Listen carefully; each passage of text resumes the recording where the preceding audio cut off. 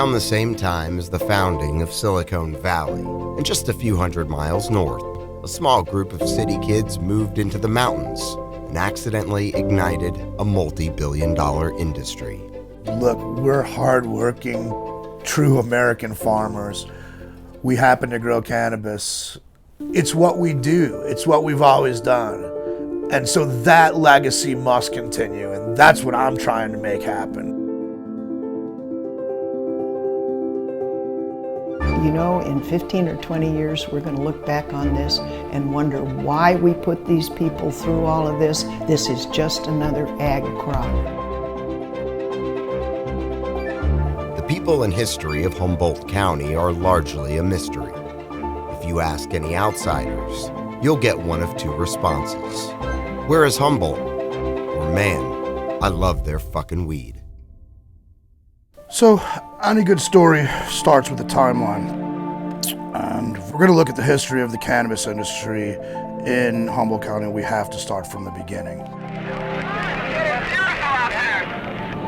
are gathered here today in a mass survival rally for the survival of the people of Vietnam and for the survival of the moral integrity and the lives of the people of the United States. $30 billion a year into a swamp from which there can be no return. For the city of Los Angeles, I hereby declare that this assembly is unlawful. And in the name of the people of the state of California, I hereby order you to immediately disperse. The first people that came here to grow cannabis were the Back to the Land movement. They were people that were generally educated. They were people that were predominantly from urban areas, San Francisco, Los Angeles, and they came to Humboldt to look for a better life. You know, they were really disenfranchised with the city life, and they wanted to get away from it all, and they wanted to come together up here and create really like a utopian society almost, and to change the way, you know, their children were schooled and they were raised, and generally how communities function, you know. And they were interested in building that from the ground up. And so it wasn't really cannabis that drove those people here. It was more of I guess an experiment in a way maybe for them. The curiosity about exploring a different way of life. We're all city kids. You know, I'd done a lot of camping, but I'm a city kid. And, you know, just born out of necessity and out of people's ability to organize. I mean, as I said earlier, these were a lot of college-educated people and driven to create a better community, a better life for themselves that didn't involve all that rat race that was going on in the city and the excesses that were perceived in the city, sure, to lead a simpler life for their kids. And cannabis became a part of that because they found themselves in a remote area with, you know, not a lot of job opportunities, and they needed a way to kind of fund these dreams, you know? And that's kind of the birth. Let's call that the Back to the Land movement. Those people were really the seed corn of the industry. There was the misconception of, oh, just a bunch of stoned out hippies. Well, a lot of people were smoking a lot of pot. But those people that came, what we did was people saved their money, bought the land, took that money they had left over and started the businesses, floated the dying economy in southern Humboldt to a large extent. A health clinic, the radio station, the fire departments, newspapers, right, the community centers, right, the one-room schoolhouses, the environmental movement, the concerts, all of these things that came with, and those were the values. That was not on the back of people that were whacked out of their brains all the time. After decades of deforestation by the logging industry, land in Humboldt was cheap. It served as the perfect place for those looking to build a new way of life. What they didn't know was that this was also the perfect place to grow cannabis. Much like wine connoisseurs praise the climate and soil quality of Napa Valley and Burgundy, cannabis connoisseurs praise the Emerald Triangle in Northern California. Unique microclimates, morning rolling fogs, rich soil, and untamed watersheds all contribute to not just their new way of life, but a new way to cultivate cannabis.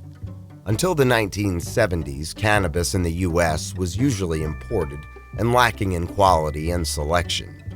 By smuggling seeds and crossbreeding strains from around the world, Humboldt was able to cultivate some of the most diverse and beautiful flower anyone had ever seen.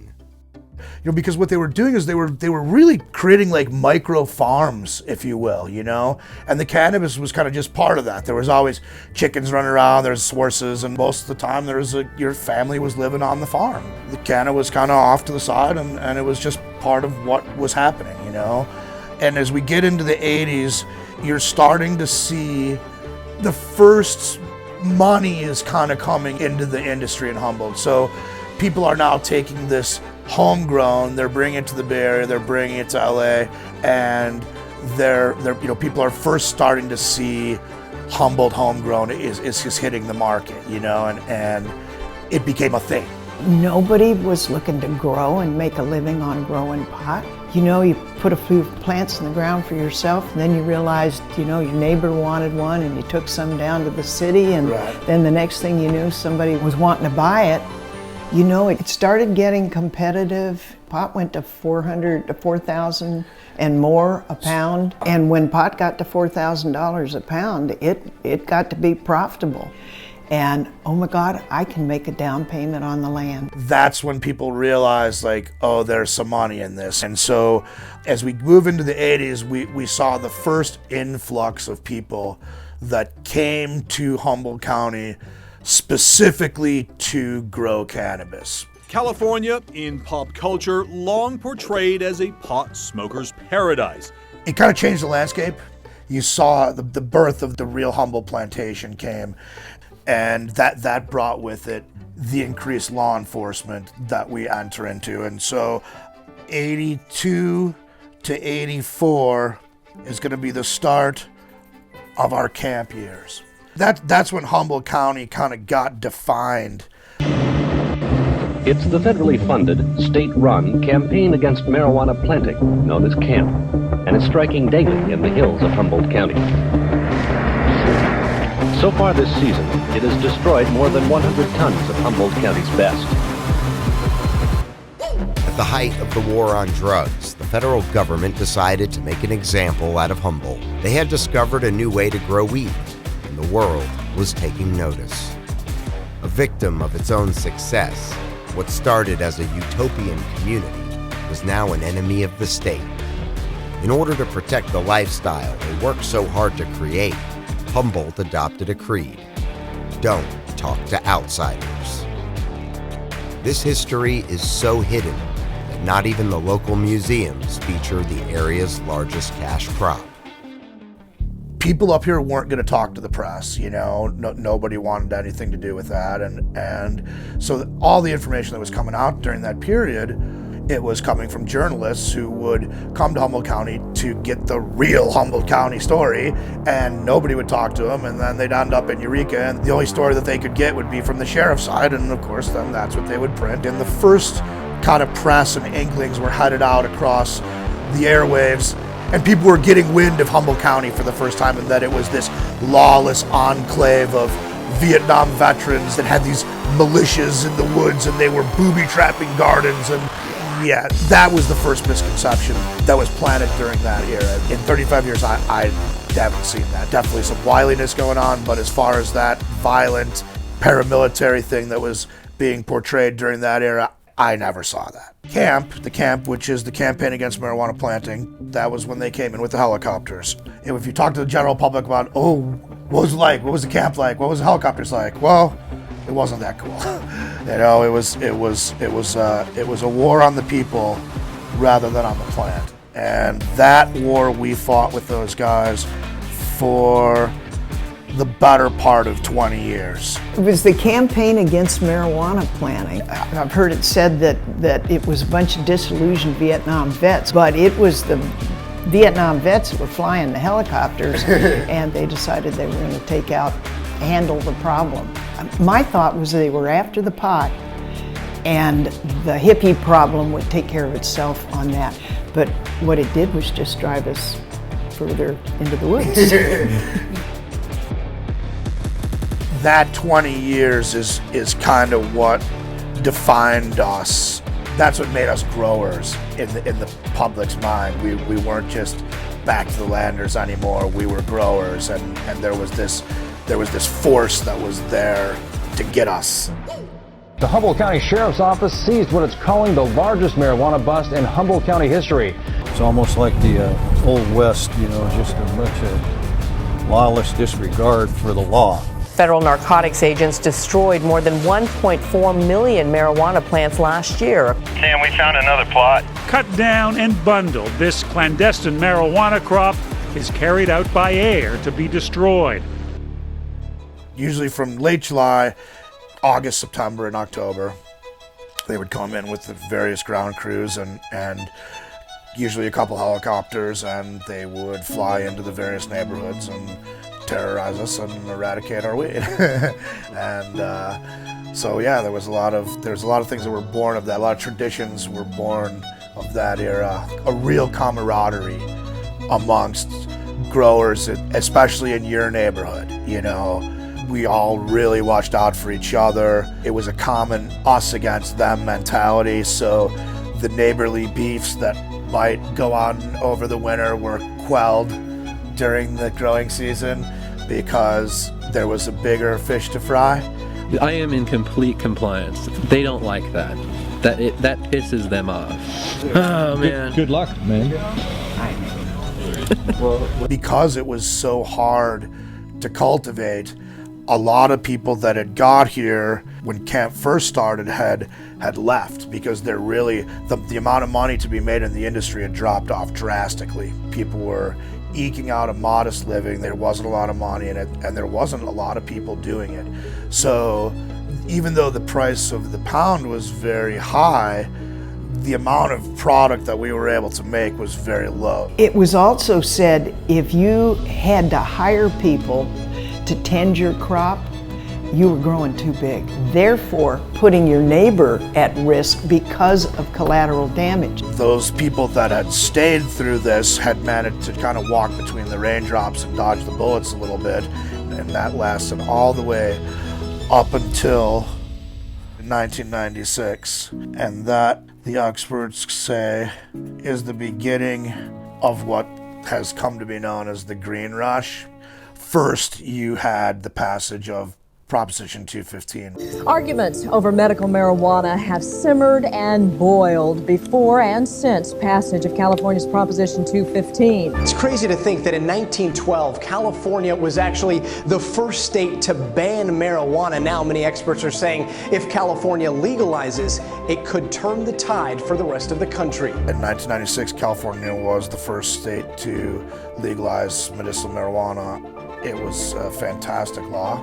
It really allowed for patient access to be at an all-time high. Then obviously we saw the tragedy of 9/11. When that happened, a lot of the funding that was used for domestic drug eradication were decimated at that point.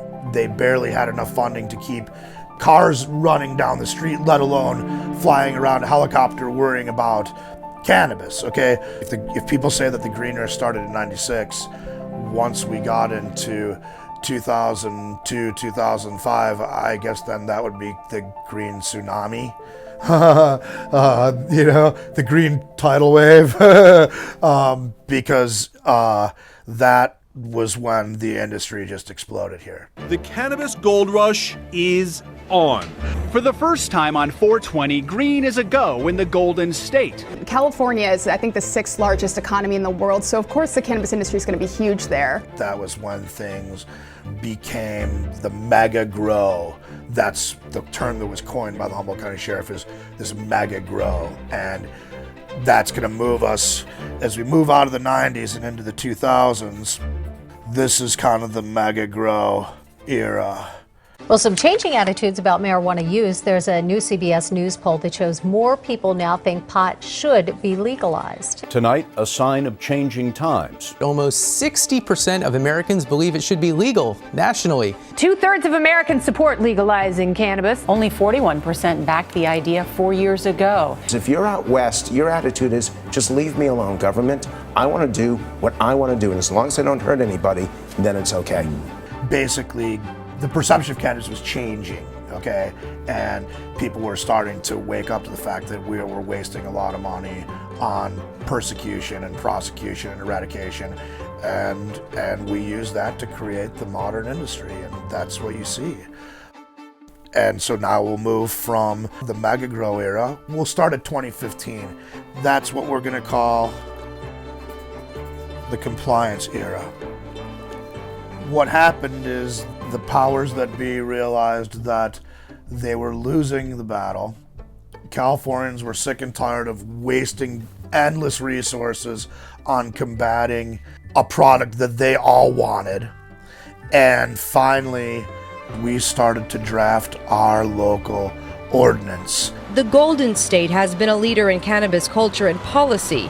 California was the first state to legalize medical marijuana 20 years ago. In January, California will become home to the nation's largest legal pot industry. Of course, California had a bit of a head start with the growing gray market over the course of those 20 years or so. Legal, medical, and recreational marijuana comes to the Golden State. The market projected to be ginormous. The amount of product that these little farms make up is immense. It's immense. And because it's all grown on a smaller scale, it's like everything is perfect. Like, you know the quality is going to be there. You know, it's not so easy to make acres and acres and acres of really, really, really good stuff, you know. People like Susan, they were our heroes, you know. They were the ones that we learned from. They were the ones that were doing it, you know. They had their cabins built and they were established, man, you know. And Susan represents what we truly see as the Humboldt legacy grower. She is somebody that came from the very beginning. Some of the things that she was part of doing early on were truly, truly watershed moments in the road to legalization. The legacy growers in Humboldt came here because of the love of the land and to explore the possibilities, and then to become this cosmic spiritual connection to this incredible place that God's good grace ended up living in, and could see what we needed to do, what we wanted to do to continue taking care of this land, to in many cases restore it after the logging. And I don't think the loggers meant to trash the land either. It was the way business was done. I'm a whole different person than the one I was when I moved up here. And it is this experience living in Humboldt, this back to the land, this growing my own food, developing that garden, an acceptance of self, and a measure of strength that I almost can't describe. And I'm proud of it. I'm really proud of it. I couldn't have done it without Humboldt County. It makes me almost want to cry. Makes me almost want to cry. Thank you, Humboldt. The story of Humboldt County resembles in many ways the story of America itself. A diverse group of citizens who dreamed of a better life and set out to colonize a new frontier. They embraced the landscape and built a new community that reflected their values. What they never expected was the war that would be waged, and the inevitable birth of a world-changing industry. The future of cannabis in Humboldt is uncertain, but one thing is for sure: the highest concentration of quality flower and knowledge exists right here in Northern California. When I sit down with 5 friends at a table, we represent 100 years of cultivation knowledge sitting around that table. You're never going to find that in any other place in the world. And I think that's truly what shows through in the cannabis that comes from Humboldt County, is that experience. And truly that love, you know, like we love what we do. There is no one story that can tell the full impact of Humboldt on the cannabis industry and around the world as a whole. But as the unregulated market comes out of the shadows and the truth begins to surface, there is one thing that history can't deny. This is the heartland of modern-day cannabis.